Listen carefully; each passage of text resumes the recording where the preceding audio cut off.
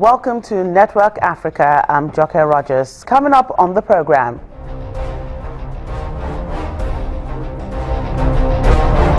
suspected suicide bombers strike at another IDP camp in northeast Nigeria. We have the latest from Maiduguri, the Borno state capital. Then Nigerians and other Africans are attacked in Cape Town, South Africa.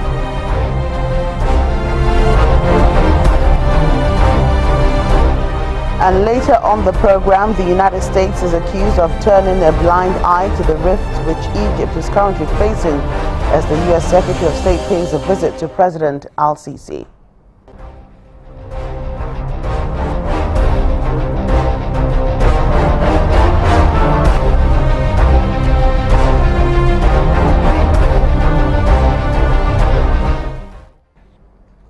Welcome. Barely 2 days after military sources claimed to have killed about 30 members of the Boko Haram sect in Borno, another attack has taken place in the same state.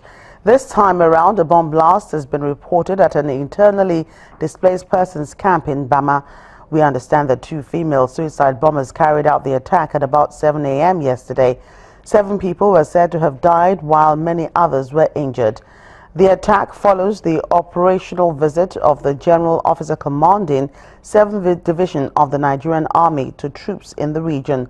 The commander's convoy was said to have been ambushed on its way to Bama, leaving 1 soldier dead and 2 others injured. Well, our correspondent in Borno State, Blessing Tuna, joins us live on the program. Thanks for joining us, Blessing. Yeah, thank you.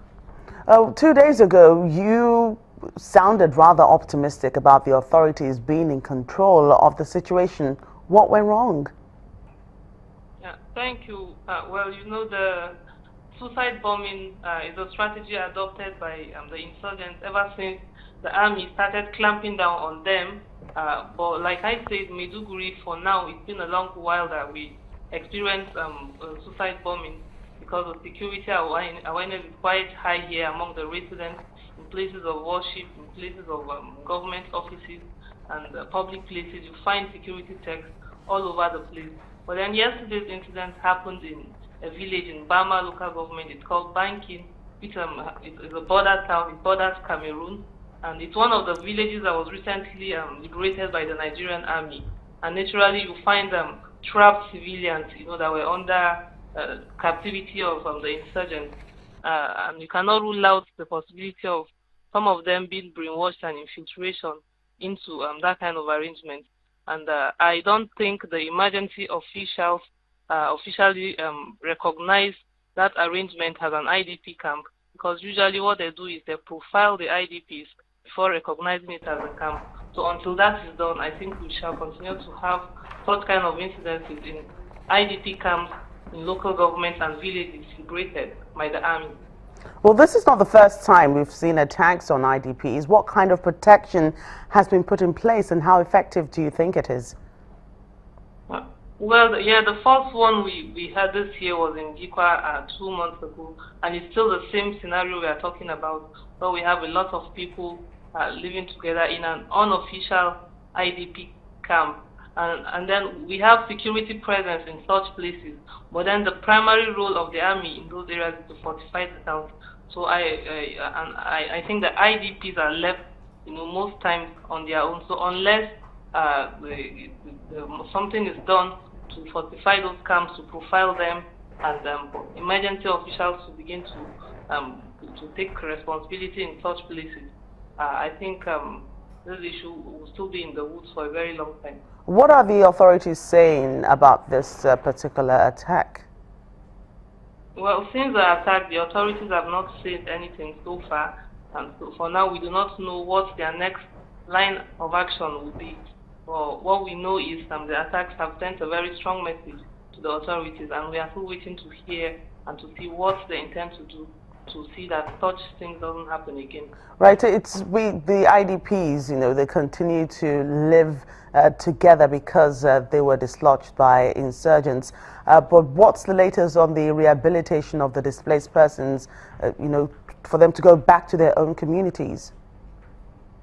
Well, so far, we've seen the return of some of the IDPs. For instance, Mongono, we've seen the IDPs of Mongono returning, and then some nearby towns where the insurgents have been totally chased. We have Benishek, we have Onu. The rebuilding is has advanced actually, and some of them are actually returning, except for towns that are still quite far, and the security operatives are still conducting clearance operations. That's where the rebuilding is yet to pick up. But so far, so good from the surrounding towns, adjoining Maiduguri. Rebuilding has already advanced, and the IDPs are already returning in preparation for this year's farming season. Thank you, Blessing, our correspondent, Blessing Tuna, giving us the latest there. She's reporting from Maiduguri in Borno State. We're staying with that particular issue. Borno is no stranger to IDP attacks. The latest one occurred in February the 9th this year, in which 58 people were killed and 78 others badly injured. But are the measures which have currently been put in place sufficient? Joining us to answer that question and more is a blogger for Vox Pekavi and British Army Reserve Officer Chidi Nwonu. Thank you for joining us on the program. Thank you. Good afternoon. Afternoon. Are the security measures which are currently in place at the IDP camps in Nigeria up to standard, do you think? It's a very difficult question to answer because we've got to bear in mind that these camps are very ad hoc. They were made up, as the situation came into being. So the short answer will be no, they're not up to standard.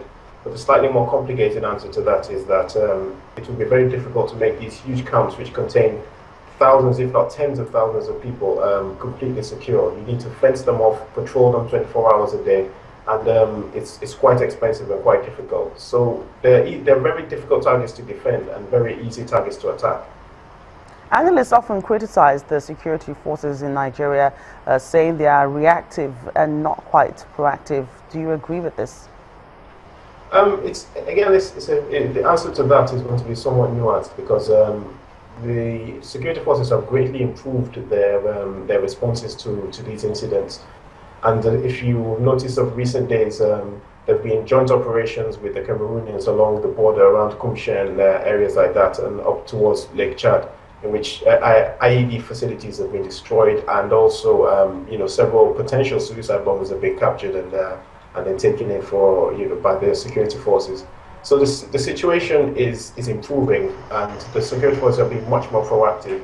But going back and reinforcing my original point, these are very, very difficult targets to protect. It's very difficult to prevent people from entering, to prevent people from blowing themselves up if they can gain access. So while the security forces are being more proactive, there is still a lot more to be done. A lot more to be done, quite correct. So what actions do we need to see on the part of the security operatives to ensure that incidents like yesterday's are drastically reduced?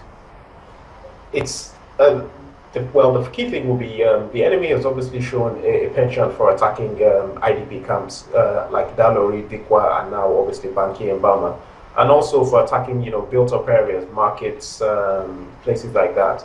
So one of the key things obviously will be the return of IDPs to their homes. If there are no IDP camps, then there's nothing for them to target.